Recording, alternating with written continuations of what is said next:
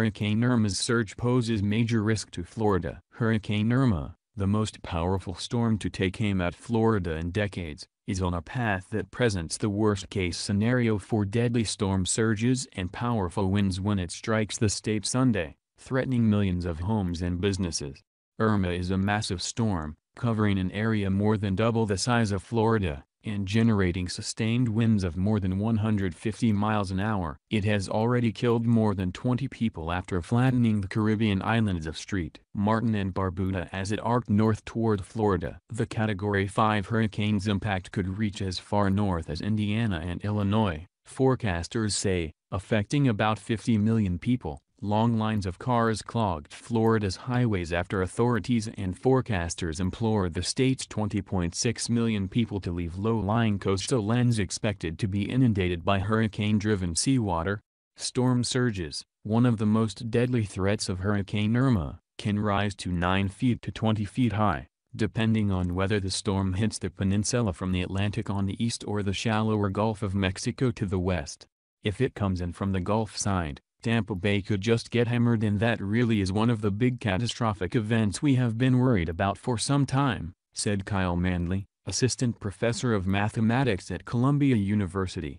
But Mr. Manley warns the entire state could remain at risk if the hurricane tracks up the middle of the state and causes storm surges on both coasts, though those would probably not be as high.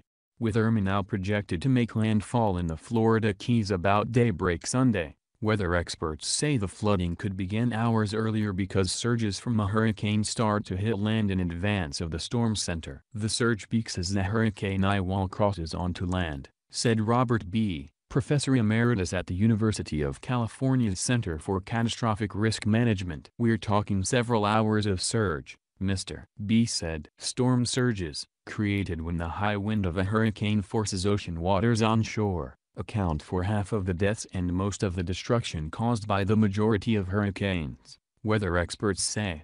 Miami-Dade County Mayor Carlos Jimenez cited a possible life-threatening storm surge when he expanded the county's evacuation zone on Thursday, now affecting more 650,000 residents.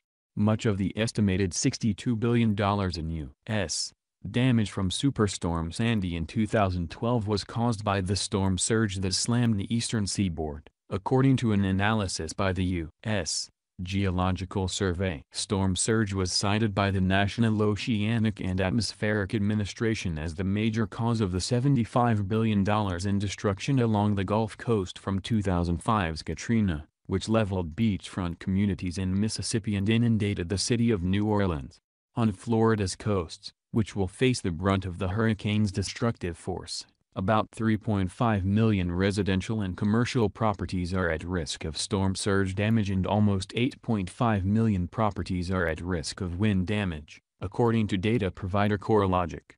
The last Florida storm that was the size of Hurricane Irma, which intensified into a Category 5 storm late Friday, was Hurricane Andrew in 1992. That storm was originally classified as Category 4 but was reclassified in 2002 to a Category 5. Catastrophe modeling firm Karen Clark and Company said a repeat of Hurricane Andrew on the same path as in 1992 would cause $50 billion in insured losses. The same storm directly hitting Miami today would cause more than $200 billion in losses, the firm said. Miami, however, is protected by a rapid drop offshore thanks to the continental shelf, which is unlike Florida's mostly shallow Gulf of Mexico coast. As a result, the surge hitting Miami is likely to be lower than if it moves along the Gulf Coast, according to NOAA. The highest waves are typically centered on the leading right side of the storm, where counterclockwise winds in the northern hemisphere push the bulk of a hurricane's destructive force. The surge waves are made even higher when they travel across shallow coastal waters, said Robert Bolin, a meteorologist with the Central Pacific Hurricane Center in Honolulu. Historically, the biggest storm surges in U.S.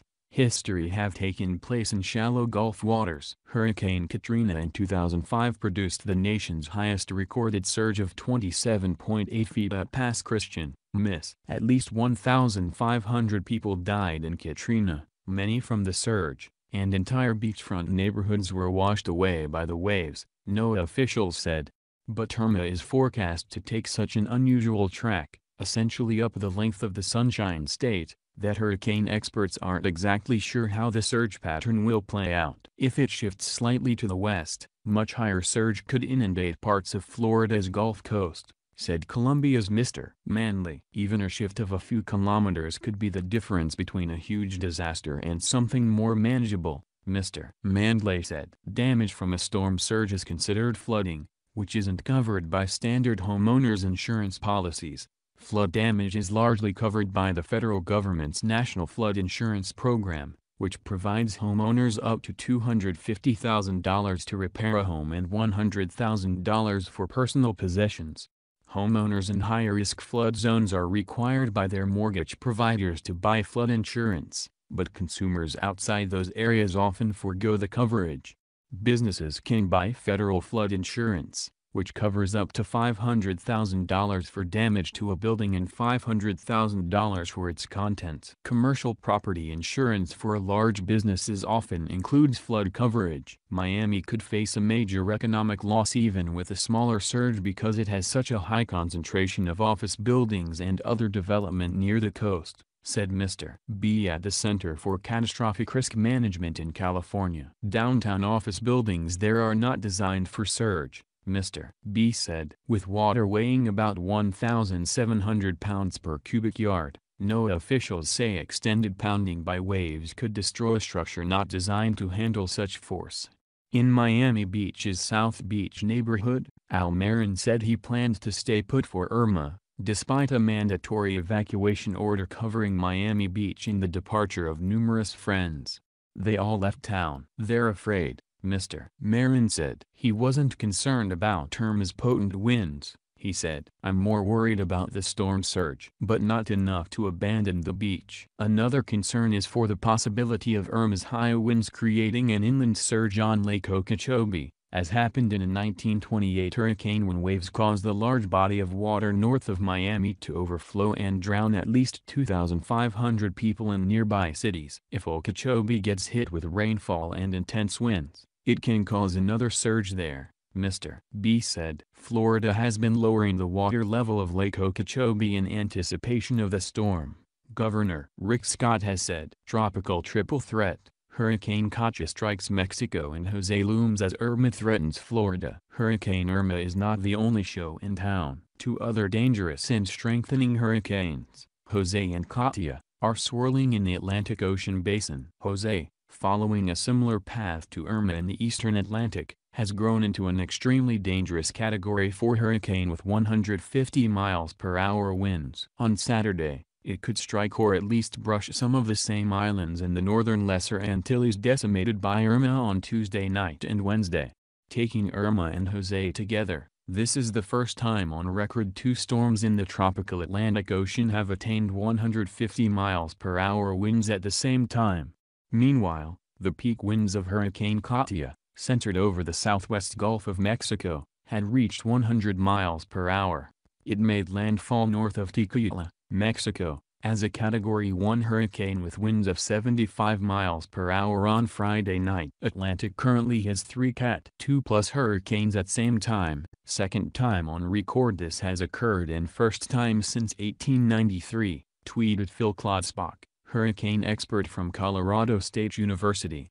Hurricane Jose. Jose has exceeded all expectations by explosively intensifying into a Category 4 storm, the third straight hurricane in 2017 to do so, following Harvey and Irma. This is the first time on record 3 straight storms have attained a Category 4 or higher status, according to Klodsbach. A hurricane watch was issued for Antigua, Barbuda, Aguila, St. Martin and St. Barthélemy, many of the same islands devastated by Irma on Tuesday night and Wednesday. If the storm tracks over these beleaguered islands, they could face destructive winds for the second time in 4 days and up to 8 inches of rainfall. The exact track of Jose is still somewhat in question, and there is a chance it could escape to the east of the already battered islands. But it's too close to call. After the storm passes the northern Leeward Islands, it will no longer be a threat to land areas curling away from the United States, forecasters predict.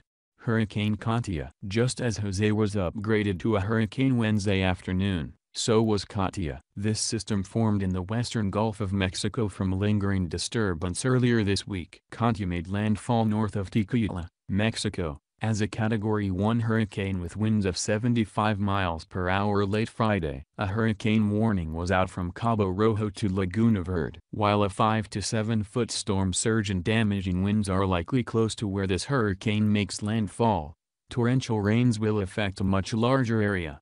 Katia is expected to produce total rain accumulations of 10 to 15 inches over northern Veracruz, eastern Hidalgo, and Puebla, the Hurricane Center said. Isolated maximum amounts of 25 inches are possible in northern Veracruz, eastern Hidalgo, Puebla, and San Luis Potosi. This rainfall will likely cause life-threatening flash floods and mudslides, especially in areas of mountainous terrain. 3 hurricanes at the same time is highly unusual. Incredibly, all 3 of the active hurricanes in the Atlantic Basin could affect land at the same time on Saturday: Irma over the Bahamas, and approaching Florida, Jose over the northeastern leewards, and Katia in Mexico.